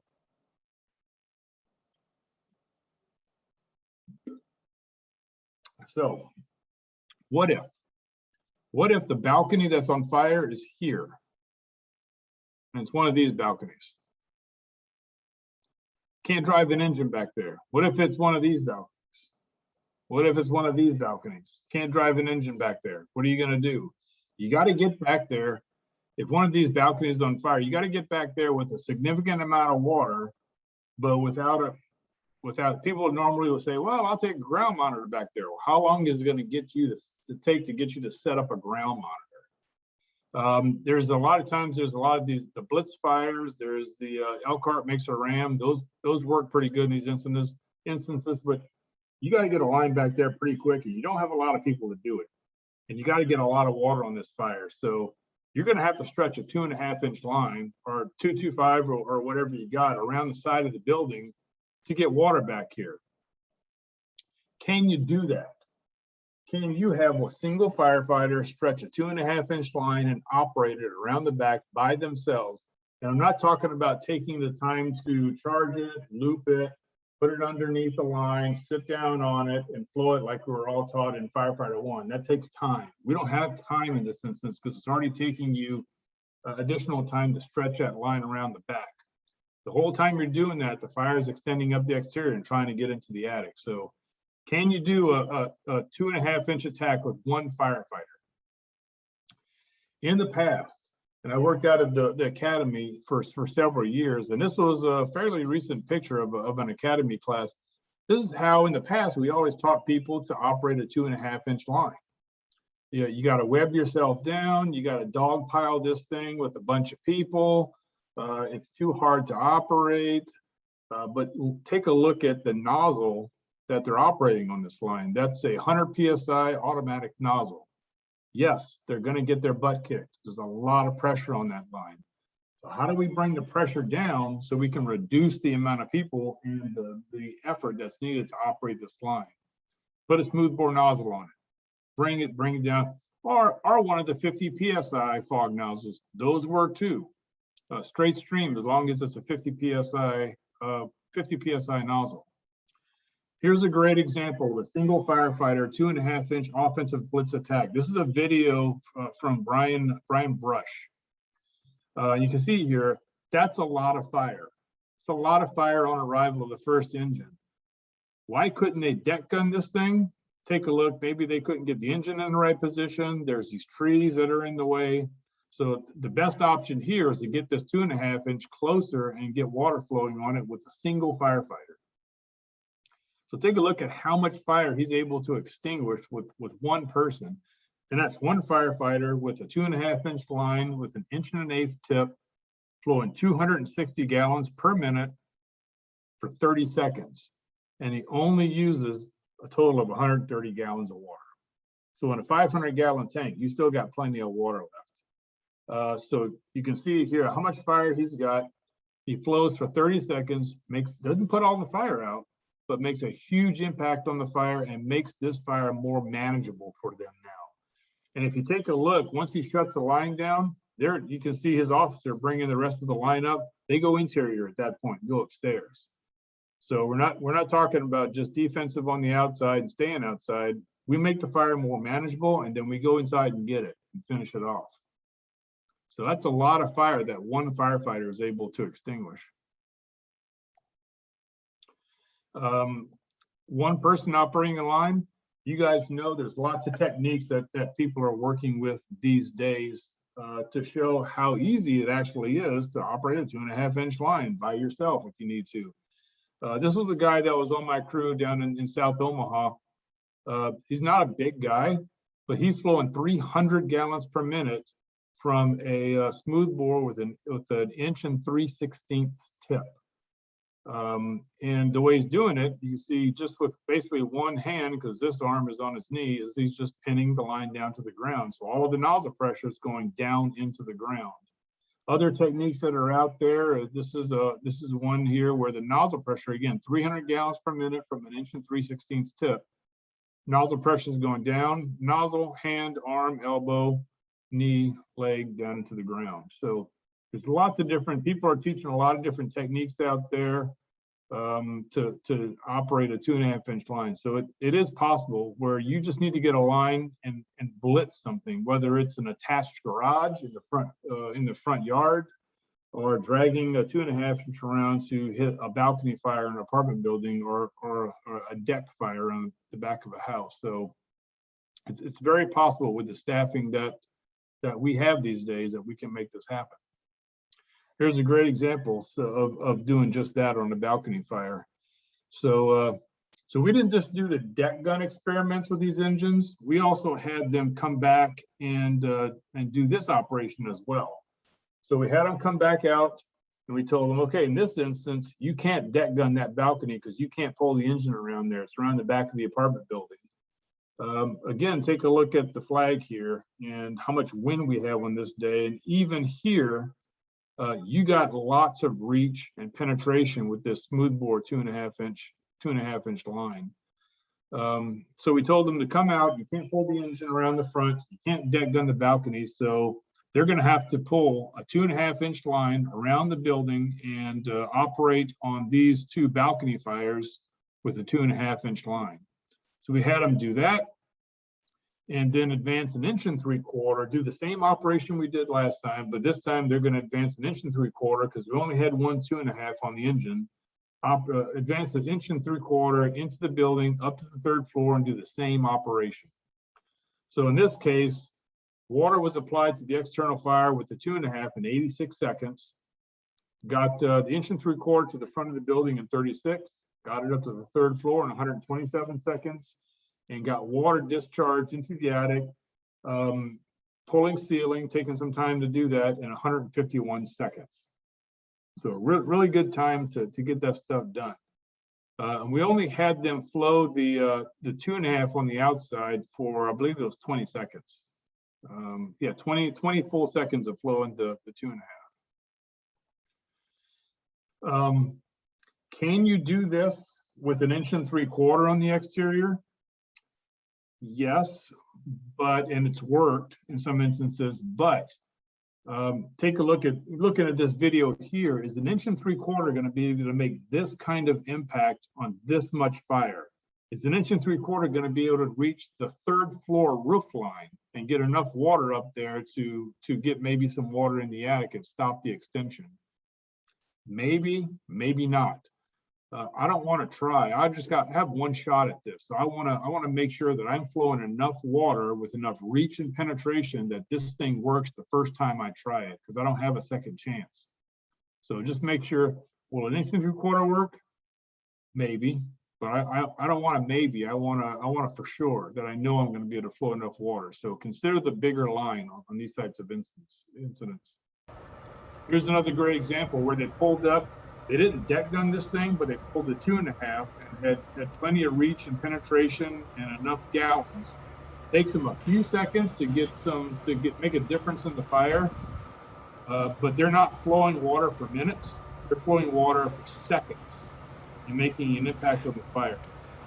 In any situation, whether you're doing an interior attack, something like this or whatever, you don't see a significant change in the fire conditions in seconds. You're not flowing enough water. In this case, it took them a few seconds, but they got a pretty good knockdown on the fire they saw there. Is it all the way out? No, they got to get a line to the interior, just like we've been talking about. They addressed the exterior fire pretty quickly with the 2.5 inch line. So, since I did this research, since I wrote the paper, and I was able to, I never really taught the class officially in Omaha. I did teach it a couple of times to some of the crews, I think on the B shift. Some of the crews came out when I taught it once before I went to FDIC, but it started spreading by kind of word of mouth and what we're doing and how it was working. So from that point on, we had some instances where we did have these balcony fires. Crews would show up, think about what we had been talking about. And in most of the cases, they pulled 1 3/4 inches and they flowed water on the balcony. Would have preferred a larger line or the deck gun, but it worked. And that's the point. This is a good case where they had a fire on this balcony, pulled 1 3/4 inches, flowed water on the balcony, knocked the fire down, got 1 3/4 inches to the interior, pulled ceiling, pulled wall, no extension to the interior very much, and they were done. Here's another good example. They had a balcony fire on the 3rd floor balcony here. First in engine 60 pulls in. They immediately, a captain and a firefighter, take a line to the interior and go upstairs, get into the apartment. The other firefighter pulls, I think there was a 50-foot or 100-foot trash line on the side of the engine, flows water on the balcony fire on the exterior, gets it knocked out. They pull some wall, pull some ceiling, no extension to the interior. get it knocked out pretty quick. So think about, will an 1 3/4 work on these? If you look at this one, is an 1 3/4 going to work in this instance? Is it going to have the reach and the penetration to get up on that roof line right here where they're flowing water and get this amount of fire knocked down quickly in seconds? I don't know. I would rather not take that chance and pull something that had a lot more power to it. So just take that into consideration when you're choosing what line you pull. So April 3rd, 2018, I was going to teach this class at FDIC in 2018 later on in April, and I figured, you know what, I probably should teach it at least once to some live people before I go to Indianapolis and teach it. So I taught it on April 3rd, had a bunch of people come down from around the state. I was surprised at how many people showed up, and we had a few crews on the B shift in Omaha showed up and took the class as well. Class was taught on April 3rd. April 5th, one of the crews that came out was Engine 42. Now in Omaha, if you want to fight apartment building fires, you go to Station 42 because that's where all the apartments are, and they're first in on all these apartment building fires. So Engine 42 on the B shift came out, sat through the class. Their next shift, April 5th, they said they spent most of the day doing some deck gun operations, doing some practice, racking and re-racking that static load of 2.5 to where they limited it to about 250 feet and then pre-connected it because they looked at the apartments in the area and thought, you know, we need about 250 feet to get around the back of some of these apartments.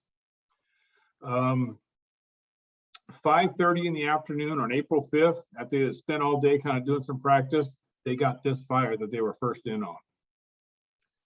So this is a significant amount of fire that's burning here. The battalion chief, while he's en route, was thinking about calling a second alarm as he was coming down the interstate. So Engine 42 shows up here. I'm gonna back this up a little bit. You can see the first line right here being stretched. That's an 1 3/4. That line eventually goes interior and goes upstairs. Here's the second firefighter coming from the left here. He's pulling a 2.5. He pulls a 2.5. As you can see, they couldn't pull the engine around here because there was nowhere to park. Stretches a 2.5 around the side and flows water on this fire by himself and knocks the fire out. By himself, one firefighter. 1 3/4 line went to the interior. They pulled some ceiling, pulled some wall. They had a few little hot spots on the interior, but no real extension of this fire. This would have been normally, this fire would have been a multiple alarm fire for us because you look at where the wind's blowing at, directly into the building. And this got knocked down with a 2.5-inch line and one firefighter. So it's really nice when a plan comes together and you actually see it. And somebody sends you this picture and goes, "Hey, it looks like it worked." You know, you're like, "Hey, this stuff does actually work." So is this applicable to just exterior apartment fires? No, I would look at this anytime the fire is venting out a window, venting out a doorway, and extending up the exterior. It's going to get into the attic. You got to address the fire on the exterior, or at least keep it from getting into the attic, because it's going to flank you. You'll go inside, you go upstairs, and then realize you got fire above your head. The typical attached garage fire. Can you deck gun this when you show up for 10 or 15 seconds? Yeah, you can. The one thing to remember about this is where you place the engine at. If you pull up right in front, if you don't leave room for the truck, but you pull up right in front, and remember that the deck gun is going to be up high. So if you try to deck gun an attached garage like this, you'll get some water on the fire, but since you're flowing water from a higher level down, you might not be able to get penetration back deep into the garage. So I would almost venture to say it's probably more advantageous, stretch a 2.5-inch line, one firefighter in the driveway, and get some good penetration back in this fire. 10, 15 seconds of a 2.5 flowing on this thing, you're going to knock a lot of that fire down, and at the same time, somebody can be stretching an 1 3/4 to the front door. Drop the 2.5 in the driveway. You don't have to take it interior. then go into 2.5 and get inside and check for extension and see if that door between the garage and interior is closed.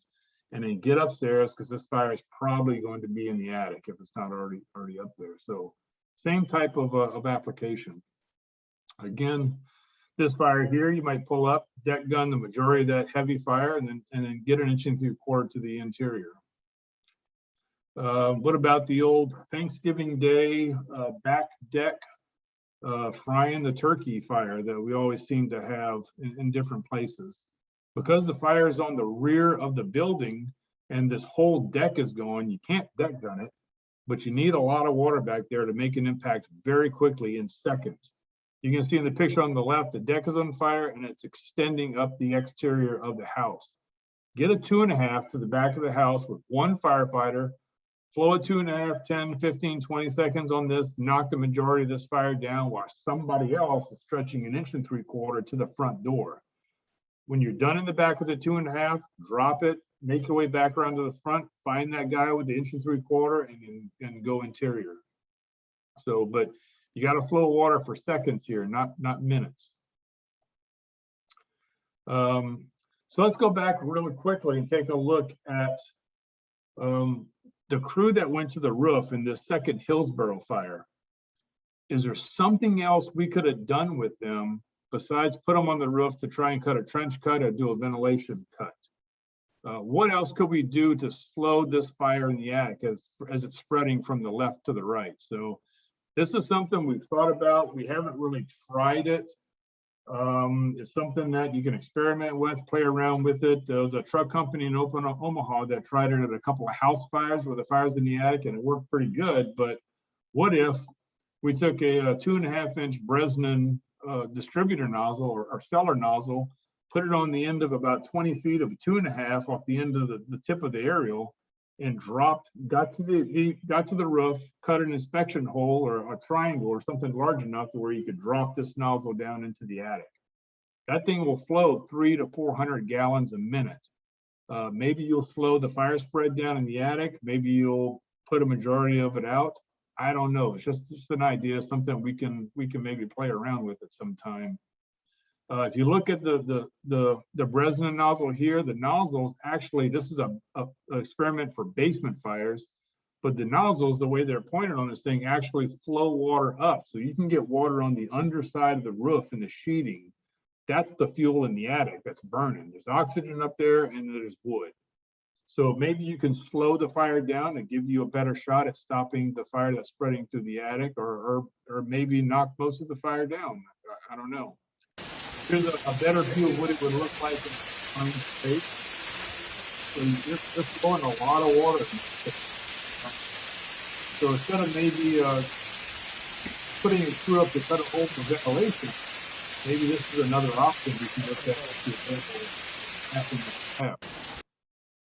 So near the end here, we'll look at some more recent incidents that we had in Omaha and kind of how they turned out, and then we'll look at some of the data that I got for you and what you can do with it. Some of the other fires that we had in Omaha before I transitioned over to North Carolina. This was at 86 and Q. This is a balcony fire. Engine 30 was first on location. I don't think they put any water on the balcony fire when they got there, but a secondary crew, when they got there, actually grabbed the line and flowed water on the balcony and got it knocked out pretty quick. But it burned up there for a little bit. So here's the balcony where the fire was. You can see that it extended up into the attic space here. The flat roof here was burning across in the attic space. There's a little bit better picture here where it was burning across here. So what I did, we went out there and we got into the apartment. We weren't able to get into the actual apartment where the balcony was, but we were able to get into the apartment next to it and take some pictures. So here's the roof assembly above the apartments here. And you can see it's the engineered wood truss with like a 2x2 top and bottom cord and an OSB for the webbing in the middle of it. And you can see that OSB at some point was getting burned all the way through. Here's another picture here. So in this picture here, I'm standing in the adjacent apartment, looking towards the apartment where the balcony was. So the fire was extending from here and extending in this direction. You can see that the fire was burning through the OSB in the center. There's not a lot of meat up there in the roof assembly. So we could have very well had another roof collapse up here. Here's another closer view here of the OSB, the webbing in the center that was getting burned away. So keep in mind, the longer that the fire is burning up there, if you don't know what type of roof assembly you have up there, it could be compromising the roof assembly pretty quickly above your heads if you're not getting water in the attic. Here's another one we had. This is the Benz Apartments, 144th and Maple, balcony fire. So in this instance, there's the apartment here, and you can see there's a building here. This is an alleyway, so you can't pull an engine in front here. The balcony was on fire here, so the crew pulled a 2.5-inch line and started flowing water from the ground on this balcony fire. Fire did get up into the attic. There was a firewall here, that separation right in here where the front doors of these apartments were, and they managed to stop it to this area here. So made a pretty good stop on it. What did happen in this instance, at some point they put up 2 sticks and started flowing water with aerial devices down into the attic. So there was a collapse. The third floor, the floor of the third floor and the floor of the second floor collapsed. We believe it was from the weight of the water from the aerials or the pressure from the streams, but you can see none of this flooring assembly has any charring on it. It wasn't a collapse caused by the fire. It was a collapse caused by the water. We believe that the floors just gave way, pushed down, and ended up collapsing. So that was something that was kind of significant at that incident. This is one we had out 141st and Pierce. This is what it looked like when the crews first pulled up and were approaching. That looks like a really significant fire. That looks like it's going to be a defensive fire. Engine 56, you can see here was the first engine in. Balcony was on fire here, was getting up into the attic. They flowed the deck gun from the ground here. They also had another engine that pulled up from another side and also started to deck gun it. So they got 2 angles on this with the deck gun. They advanced a 1.75 inches to the inside of the building, got upstairs quickly, pulled some ceiling. The fire did get into the attic, but they stopped it right above the apartment here, and it didn't advance any farther than here. So it made a really good stop on this fire. Here's one that we had out at 106th in Hamilton. This was interesting because I was downtown as the safety division chief where my office was, and because I was a safety chief, I could pretty much go to whatever fire I wanted to. So an apartment fire came in out in West Omaha at like 96th Street. And so I started heading in that direction because it sounded pretty significant. It went to a second alarm initially. So I'm heading out there. As I'm heading out towards the first fire, it sounds like they were getting it under control, the first crews that got there. So just after I'm still en route to it, another apartment building fire comes in, and it's this one. Sounded pretty significant. The crews were the closest. This one was about 10 blocks away from the first one. This one goes to a second alarm pretty quickly. I divert to this one because I thought, I'm probably the closest battalion chief, and I might be able to play at this one instead of just be a safety guy. So showed up. Battalion chief, Battalion 7 showed up just at the same time as I did. He took incident command. I was assigned Division Alpha supervisor. This one was a loser. This one had was well in control of the attic when we showed up. Tried to get a good hit on it with the deck gun as soon as we got there, but we ended up flowing 2.5s and master streams, and it rained the attic on us. The interesting and significant thing about this fire was it had a peaked roof, a pitched roof on it. Once we got most of the fire knocked down, we did put some crews inside to try to start hitting some hot spots and get up into the attic, pull ceiling. They got interior, but they could not open the ceiling. Tried to open the ceiling, couldn't get the ceiling open. Turns out this apartment building at one time had a flat roof, and then they put the pitched roof over the flat roof and didn't remove the flat roof. So the fire actually burned into that space between the flat roof and the pitched roof, burned all the way across. It was advantageous for the occupants because there was not a lot of fire damage below the old flat roof. And most of the water we flowed didn't get into the apartments either because of the old flat roof. But this was one of those instances where by the time you show up, it's going to be already in the attic, and it's going to be a loser. So here at the end, let's take a quick look at some of the data that we compiled. So we looked at exterior apartment building fires that we had in Omaha for 10 years, going from April of 2010 to October of 2019.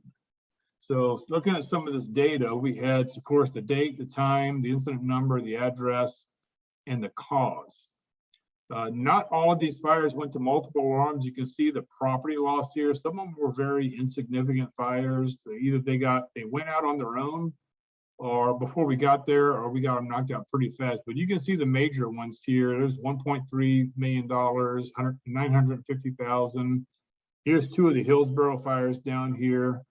But take a look at the cause.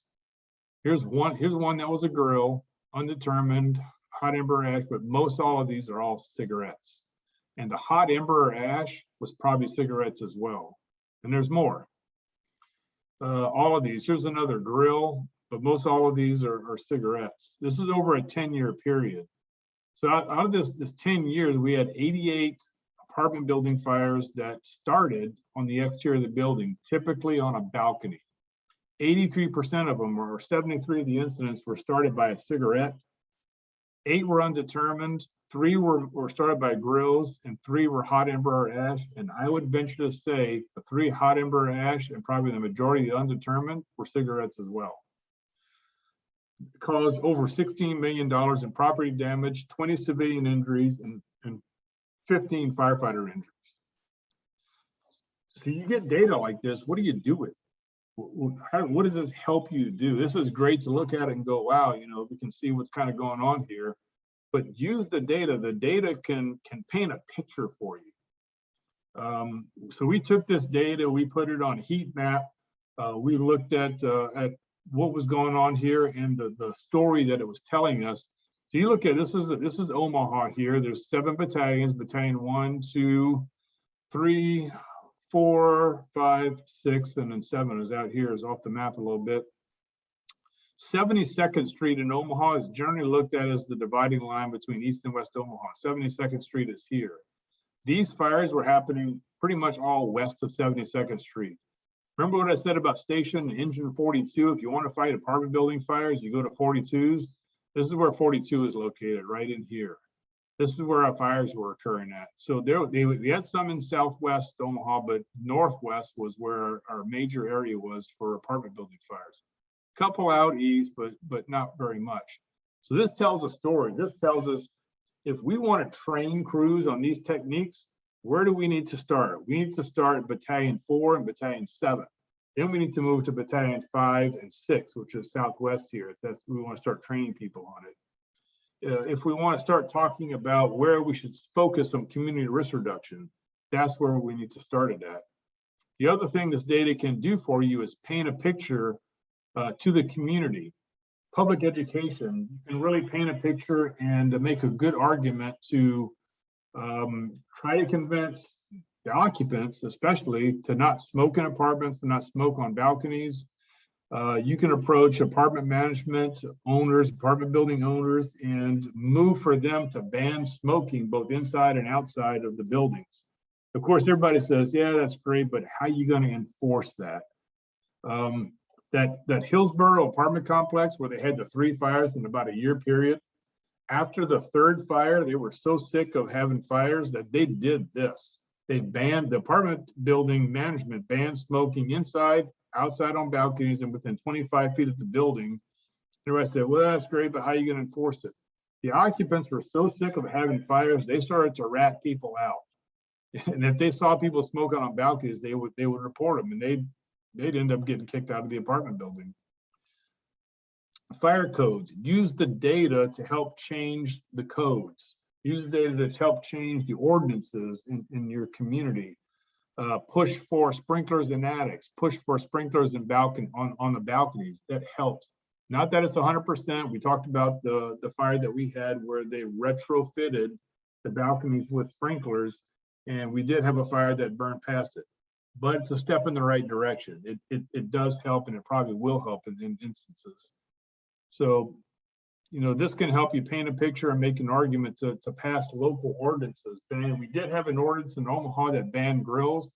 That wasn't where the fires were starting at, because they still had grills on balconies if you drive around, but it was being started by smoking and cigarettes. So to kind of sum it up, and we'll see if anybody has any questions. Talking again about relative superiority and making sure that this is a simple operation, a simple plan, and you got to practice it. It's got to be like a football play. When you pull up to this type of fire, the quarterback or the company officer goes, you know, blue 34, and everybody goes, got it. We know exactly what you're talking about, and this is what we need to do.